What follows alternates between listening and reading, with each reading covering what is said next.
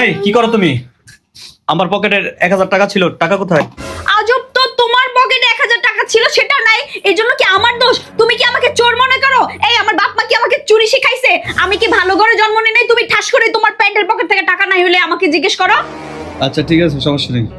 এটা একটু পয়রা শোনো তো, আমি এটা বুঝতে পারতেছি না। আমার শাশুড়ির চুলগুলা ছিঁড়তে ইচ্ছা করে। সে একটা কুটনি বুড়ি, তার সংসারে এসে আমি শান্তি পাচ্ছি না।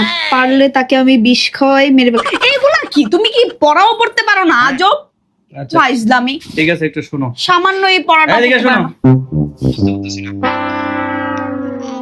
আমার শাশুড়ির চুলগুলা ছিঁড়তে ইচ্ছা করে। সে এখন এটা নিয়ে আমার আম্মারে শোনাবো, ঠিক আছে? টাকা দাও।